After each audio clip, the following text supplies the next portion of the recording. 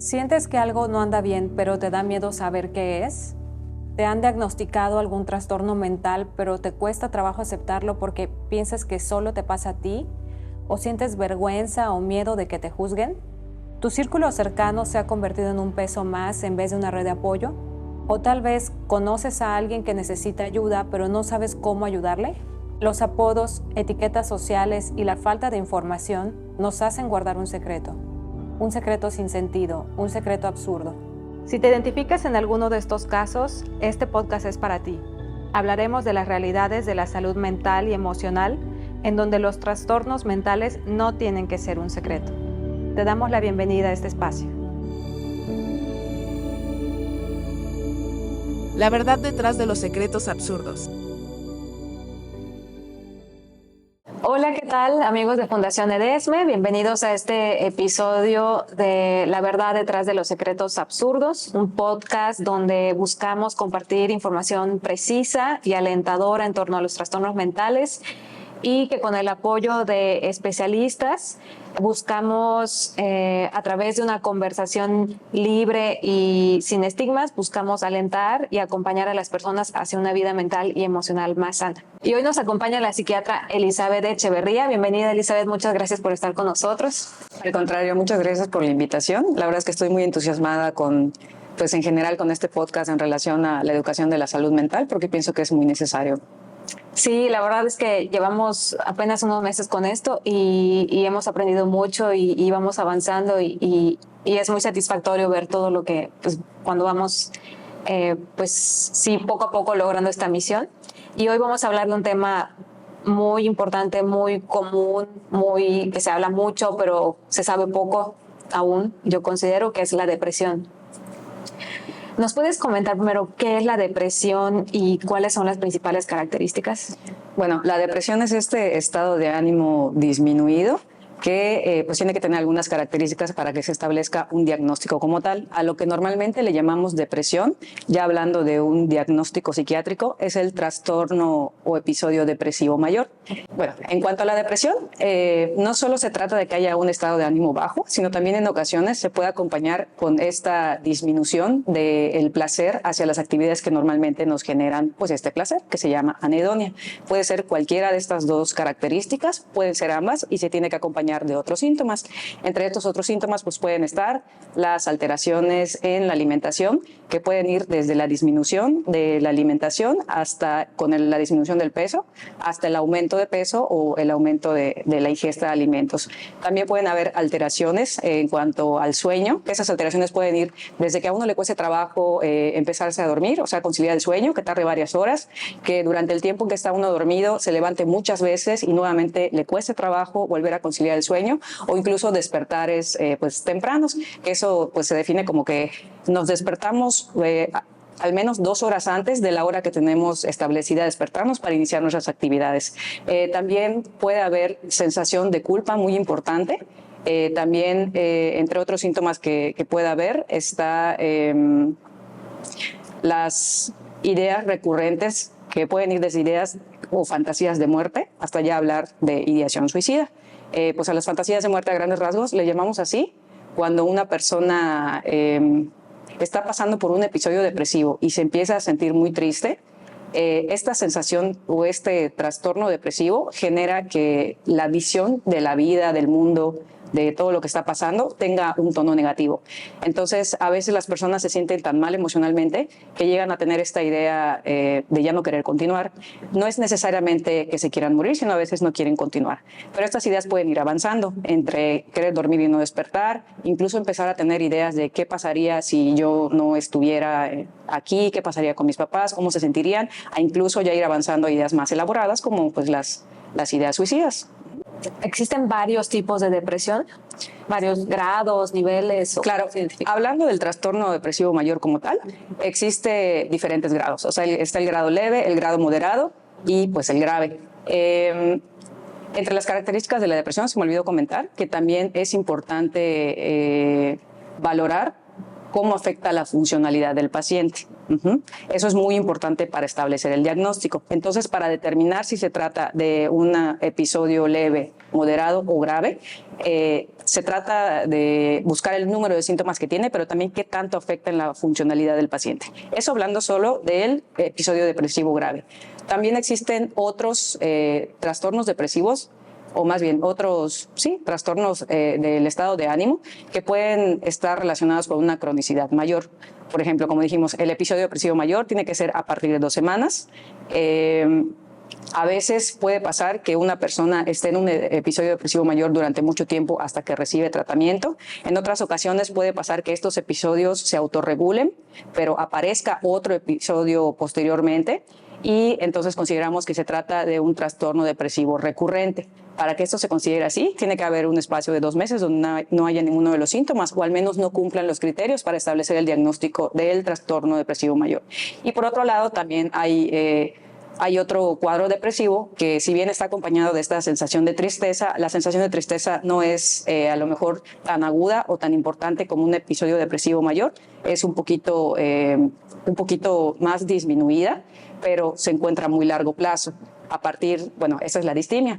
Para que se llame distimia o se diagnostique distimia, esta alteración en el estado de ánimo tiene que estar por lo menos durante 2 años en los adultos. En los niños es 1 año para que se pueda establecer el diagnóstico y tiene que estar acompañada de otras situaciones, las alteraciones del sueño que mencionamos, las alteraciones en la alimentación, puede haber también disminución de la autoestima, entre otros síntomas. ¿Se puede asociar con otros trastornos mentales, correcto? Sí, de hecho es relativamente común. El trastorno depresivo está entre los trastornos psiquiátricos más comunes, pero junto a él también están los trastornos de ansiedad y los trastornos por consumo de sustancias. Es muy común que los pacientes que tienen episodios depresivos puedan tener síntomas de ansiedad o incluso tener síntomas de ansiedad tan importantes que cumplan además un diagnóstico de trastorno de ansiedad. Y por otro lado también el consumo de sustancias. A veces hay personas que tienen síntomas depresivos que les cuesta mucho trabajo llegar a las áreas donde los pueden ayudar o comentárselo a alguien, principalmente pasa en varones, y entonces el malestar emocional que sienten es tanto que buscan una manera de evitar sentirse así de mal, y es cuando pueden iniciar o aumentar el consumo de determinadas sustancias, principalmente el alcohol. O sea, esa es una forma como de automedicación, entre comillas. Y entonces puede ser que haya desde nada más un aumento del consumo del alcohol hasta ya un trastorno como tal. Son los trastornos que se presentan como con mayor, pues más frecuentemente junto con el episodio depresivo. Y por eso es importante identificar y diagnosticar a tiempo, ¿no? Para evitar otras comorbilidades. Hace un rato explicabas todo esto muy interesante sobre las características de la depresión. Creo que todavía hay mucha confusión y esa idea que tiene la mayoría de la gente acerca de la depresión y incluso el mal uso de la palabra, ¿no? A veces escucho amigos hablar, ¿no? Que me deprimo, ¿no? En vez de decirme estoy triste o algo así. Y creo que pues eso lleva todavía a no ver las cosas como tienen que ser y a evitar a las personas que sí lo padecen, ¿no? Que les hace sentir vergüenza, ¿no? Uh-huh. ¿Por qué todavía consideras que sigue toda esta confusión en torno al tema? ¿Y por qué hay esos mitos y esas creencias de, por ejemplo, es que el artista tal tuvo depresión, pero ¿y cómo va a ser porque es rico o es exitoso? O sea, como que la gente todavía lo asocia, no tienes problemas o aparentemente todo es perfecto en tu vida y no puedes tener depresión. Y es como que creo que de eso deriva la negación. Entonces, ¿por qué suceden esos casos? O sea, ¿nos puedes hablar un poco de las causas de, a pesar de que aparentemente tienes una vida perfecta, aún así puedes padecer depresión? ¿Qué es lo que lo puede causar? Claro, lo que pasa es que, como mencionabas, en primer lugar, a veces la gente le llama depresión a cuando simplemente se sienten tristes. Y como tal, ahorita estamos hablando de la depresión como un diagnóstico psiquiátrico. Es normal que a lo largo de la vida, pues nosotros nos sintamos tristes, ¿no? Así como es normal que sintamos alegría, es normal que sintamos tristeza. No, es parte de la vida e incluso hay que atravesar por este tipo de sentimientos, de emociones, para poder ir creciendo poco a poco, ir avanzando en la vida. Entonces, creo que tiene que ver un poco con esto, ¿no? Con esta confusión entre no es lo mismo una persona que está deprimida que una persona que se siente triste. Mencionábamos lo de la funcionalidad, es muy importante, las alteraciones que pueden haber en la funcionalidad en un episodio depresivo. Entonces, también todavía, bueno, más adelante vamos a hablar de los mitos, pero todavía hay como que esta idea de que si tú te sientes triste, si tú estás más bien, si tú estás deprimido, es porque no le estás echando ganas, o es porque hay cosas que no estás haciendo como las deberías de hacer, o es porque tú no estás manteniendo una mentalidad positiva. Sin embargo, pues la depresión es multifactorial, o sea, no hay una situación que lo genere, es una serie de circunstancias entre situaciones genéticas, situaciones biológicas, usualmente muy relacionado con otras cuestiones psicosociales que pueden hacer que se den estas alteraciones bioquímicas y que generen estos síntomas. Y tiene que ver también mucho la forma de ser de cada uno de nosotros, porque no a todos nos va a generar depresión las mismas situaciones, ¿no? Claro.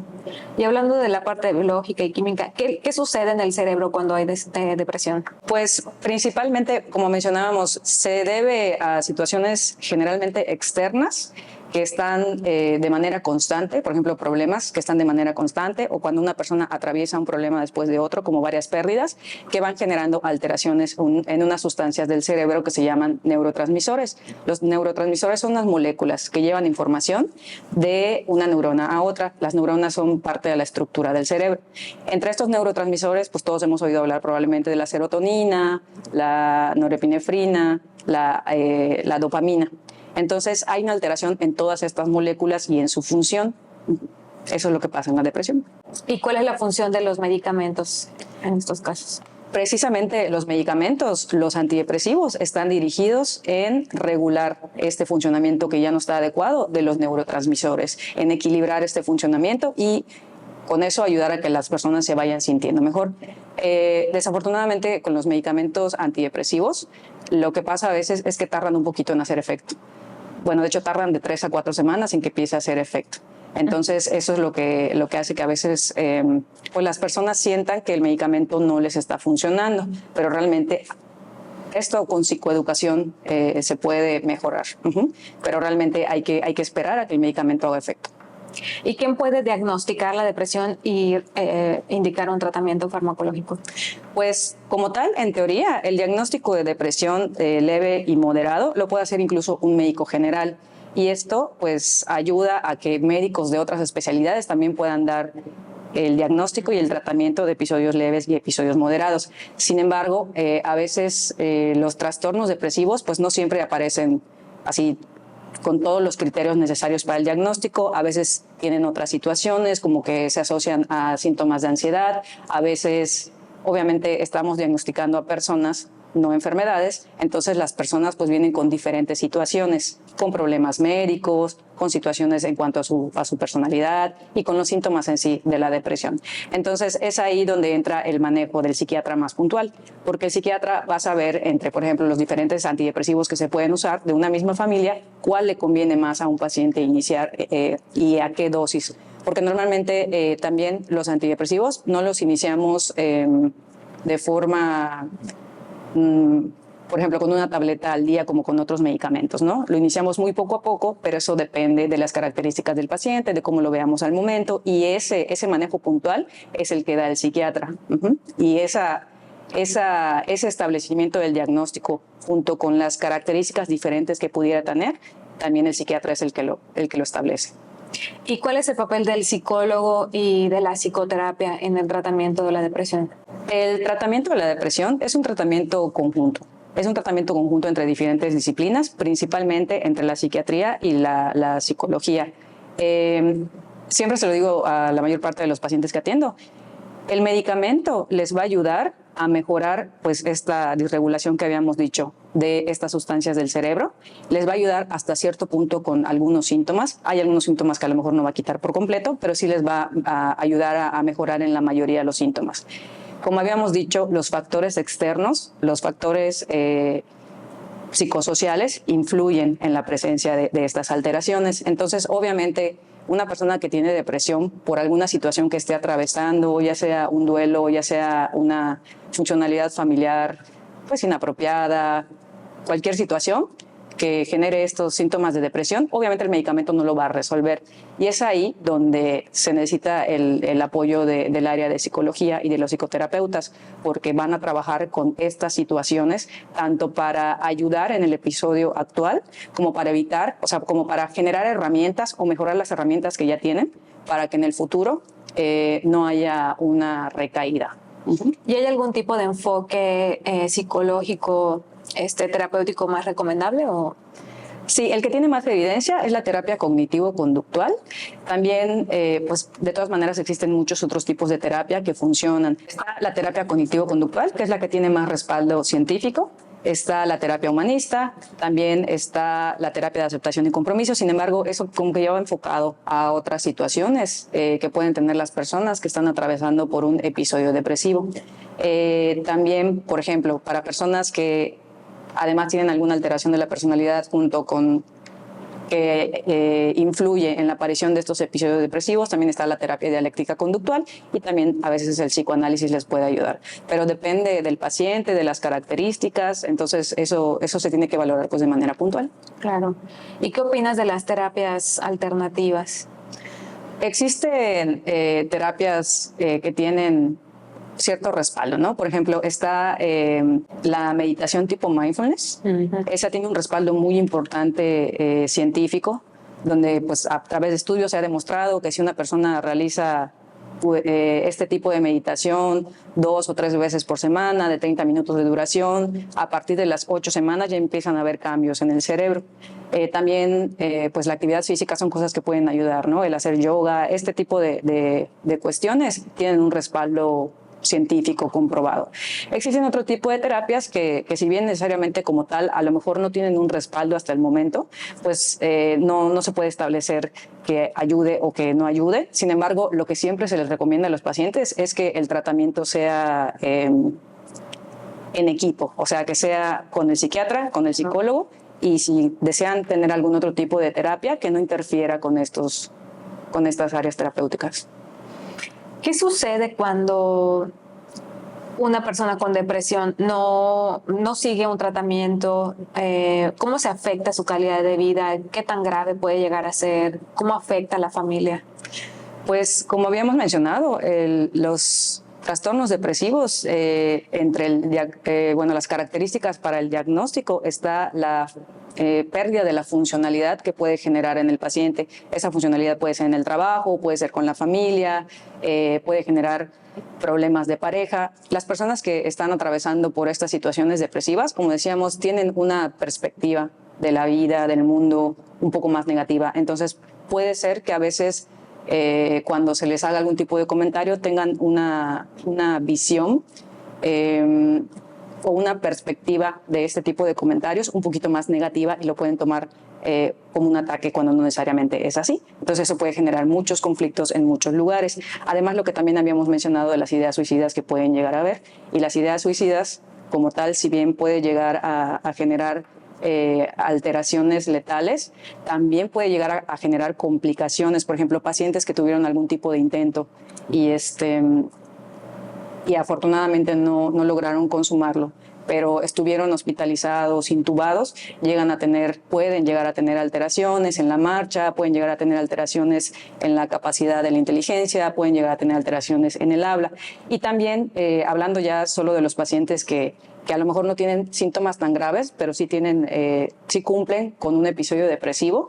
Mientras más tiempo pase en que se establezca un diagnóstico, en que se siga un tratamiento adecuado, el trastorno depresivo puede ser más resistente al tratamiento. O sea, ya no le va a hacer el mismo efecto del medicamento o va a requerir una combinación de medicamentos que no solo incluyen antidepresivos, sino incluye otro tipo de medicamentos psiquiátricos, o incluso haciendo estas combinaciones ya no van a tener una buena respuesta y requieren otro tipo de tratamiento, como por ejemplo la terapia electroconvulsiva, que la terapia electroconvulsiva está muy satanizada. Sin embargo, es un recurso que realmente funciona para personas que tienen resistencia a los medicamentos, es decir, que ya les intentaron varios ciclos de tratamiento y que no funcionaron.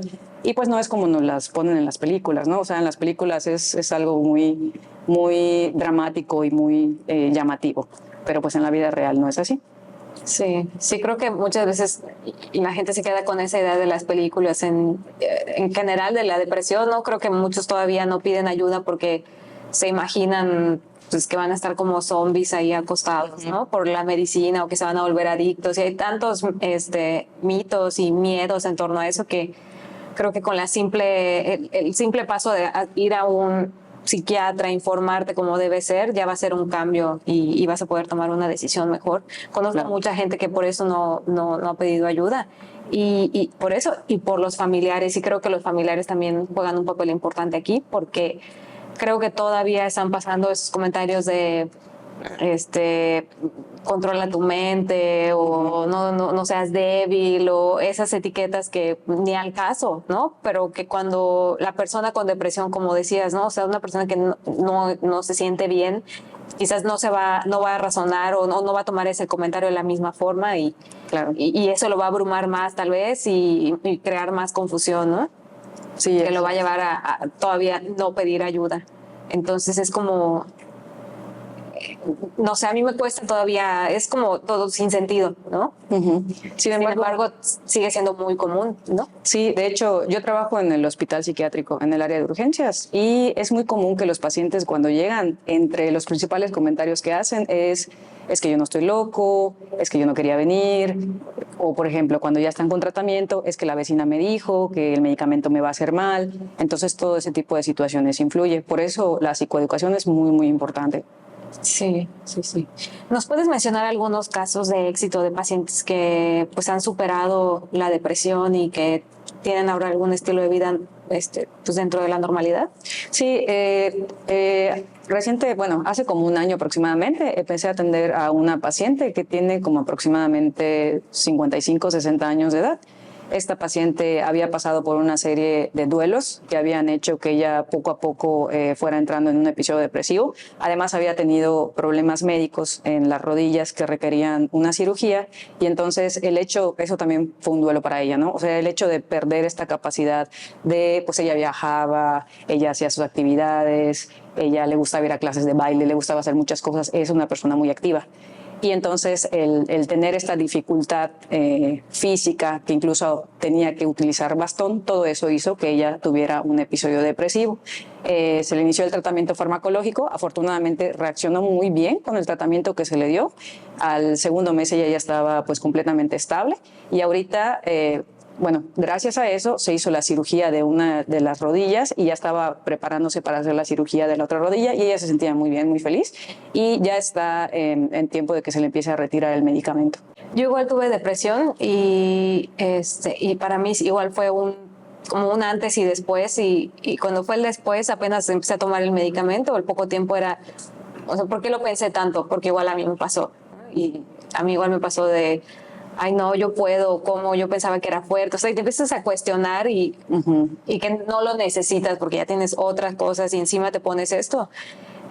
Pero creo que sí tener el apoyo adecuado es súper importante y a mí sí me hizo pues la diferencia también, pero también recibí todos esos comentarios que no, pues no ayudan, ¿no? Y que pues no todos lo sabemos manejar de la misma forma y sí puedo ver cómo hay gente que se puede dejar llevar por ese tipo de comentarios y pues nada más hacer hincapié de que no es nada conveniente hacerlo. Claro, como me enojaba todavía y el día de hoy como que no me agrada, me incomoda en realidad mucho cuando escucho que alguien me dice es que me deprimo, o sea, no es lo mismo estar triste que estar deprimido, ¿no? Y para una persona que sabe qué es la depresión, es como que no debería ser algo tomado tan a la ligera, pero al mismo tiempo está la negación, no sé, como que todo ese que no tiene sentido.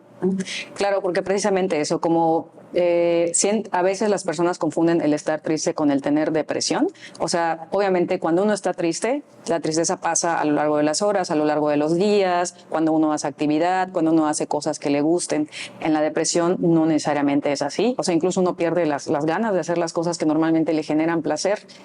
No solo las ganas, o sea, también tiene la pérdida de este placer que le generan ciertas cosas. Entonces eso hace que la persona no solo ya no haga esas actividades, sino que incluso al hacerlas se sienta mal y venga la culpa y se sienta aún peor. Y entonces obviamente el hecho de que una persona venga y te diga con esta idea de que de la tristeza uno puede salir comiendo su comida favorita o haciendo alguna actividad física, que le diga, bueno, pues es que no eres lo suficientemente fuerte. O sea, son comentarios que me han dicho los pacientes. O al contrario, tú eres lo suficientemente fuerte, tú puedes salir adelante por ti misma, no necesitas medicamentos. Exacto. Sí. Sí, sí, sí. Y eso la verdad es que todavía, o sea, lejos de ayudar, hace mucho daño y ojalá pues nos escuche mucha gente y lo entiendan porque eso sí puede hacer la diferencia, ¿no? ¿Qué le podrías decir, Elizabeth, a las personas que en estos momentos están luchando contra la depresión, a los familiares que no saben cómo ayudar o que están desesperados porque están quizás pasando momentos pues más delicados? Pues a las redes de apoyo es muy importante que traten de tener mucha paciencia con los pacientes que tienen depresión y que principalmente eviten hacer este tipo de comentarios. A veces, obviamente, si tenemos un familiar que está atravesando por una situación difícil, lo vemos triste, vemos que no se quiere levantar, vemos que está teniendo muchas dificultades, quisiéramos poder resolvérselo, quisiéramos poder ayudarlo, pero esto no funciona así, ¿no? O sea, requiere ciertos tratamientos que tiene que ser de manera multidisciplinaria para ayudar al paciente. Lo que sí ayuda mucho por parte de las redes de apoyo es eso, tener paciencia. E igual a veces las personas con depresión sienten mucha culpa porque no le pueden externar a sus personas cercanas lo mal que se sienten, porque tienen temor de que las personas cercanas se sientan mal, se preocupen mucho, sobre todo cuando hay ideas de querer terminar con la vida. Pero pues es importante que ellos puedan expresar este tipo de cosas sin que la familia tenga una respuesta, ¿cómo decirlo?, que le vaya a generar mayor malestar al paciente. O sea, hay que tratar de ser pues lo más empático posible y lo más objetivo con este tipo de síntomas. Si por alguna razón no se puede, también es justo que el familiar reciba algún tipo de psicoterapia o reciba algún tipo de educación, que busque información en internet, pero sí es importante que los familiares, los amigos, las parejas traten de ser lo más empáticos y pacientes con las personas que tienen el diagnóstico de depresión. Y también las personas que sufren de depresión, es importante que esa paciencia que esperamos que tengan los demás con nosotros, la tengan consigo mismo. Es algo que le digo siempre a los pacientes, porque se desesperan, o sea, se sienten mal y la familia está haciendo muchos esfuerzos para que se sientan bien y entonces quieren salir adelante lo más rápido posible. Pero como decíamos al principio, desafortunadamente los medicamentos tardan y el tratamiento es a muy largo plazo para evitar que hayan recaídas en el futuro. Entonces, sí, yo sí insisto en que esa empatía que tendrían con un amigo, con algún familiar, traten de tenerla consigo misma o consigo mismo, porque a final de cuentas el hecho de acudir con un psiquiatra, de iniciar un tratamiento, de acudir con el psicólogo, aunque inicialmente puede ser que los pacientes sientan que no están avanzando tanto, ya es un avance porque ya están buscando ayuda, ya están en el camino correcto. Puede ser que a veces, por ejemplo, un medicamento no les funcione y se les tenga que cambiar o aumentar la dosis, pero eso también ya están en el camino correcto. Entonces, tratar de ser pacientes consigo mismo porque están haciendo lo mejor que pueden con las herramientas que tienen en ese momento. Y creo que también sirve el comunicar lo que necesitan, porque a veces tenemos a la red de apoyo que pues, ellos tratan de ayudar dentro de lo que ellos saben o pueden hacer, pero quizás no es lo más adecuado, ¿no? Pero si yo sé que me puede servir, comunicarlo y decir, mira, necesito que en estos momentos me digas esto o no me digas esto porque no me ayuda, ¿no? Entonces creo que también se vale el pues comunicar esto. Claro, sí, yo creo que es importante comunicar las necesidades y, por ejemplo, sobre todo cuando hay este tipo de ideas de quererse algún tipo de daño, externarlo, porque eso... entre las cosas que se pensaba que podían influir en algún momento, había la creencia de que si se habla de estas ideas de querer hacerse daño, le vas a dar ideas a la persona para hacerlo. Pero realmente el hablar le puede ayudar a la persona a desahogarse, a que su red de apoyo busque ayuda en algún lado. Entonces sí es muy importante externar este tipo de cuestiones, las necesidades que tenga, incluso si en algún momento hay algún tema del que no quiere hablar porque le genere algún malestar, expresarlo a los familiares. Y pues en cuanto a los familiares, lo ideal sería que puedan apoyar este tipo de situaciones, ¿no? ¿Y qué otros recursos prácticos existen o grupos de apoyo o líneas para llamar en caso de urgencias? En la página del Gobierno del Estado hay un área de apoyo psicológico. Ahí se pueden sacar citas a través de internet, se pueden sacar citas de manera personal, incluso tiene un número que no me sé muy bien el número, empieza con 800, pero es atención de 24 horas. De igual manera, si en algún momento hay alguna situación de crisis aguda, pueden acudir, por ejemplo, al hospital psiquiátrico, o si, por ejemplo, no son síntomas tan agudos, pero son síntomas que ya llevan un tiempo, lo mejor es acercarse a cualquier área médica o a cualquier psicólogo, porque son ellos los que los pueden canalizar. A lo mejor no le van a poder resolver y por completo el malestar que están teniendo, pero sí lo van a poder canalizar adecuadamente. Pues muchas gracias, Elizabeth. Gracias por todo lo que nos estás compartiendo hoy.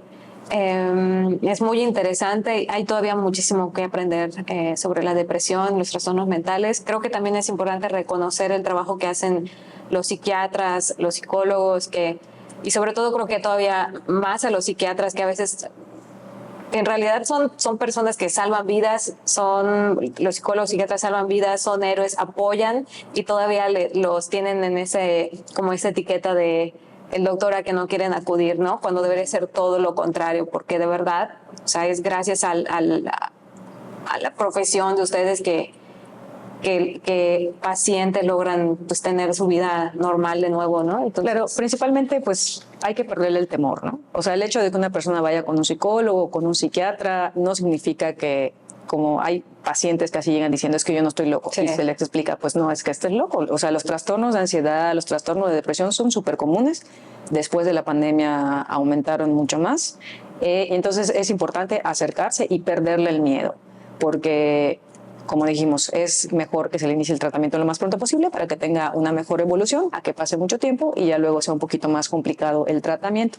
Pero es eso, hay que perderle el miedo. O sea, es como el acudir con un psiquiatra, es como acudir con cualquier otro especialista. Así es. Pues gracias de nuevo.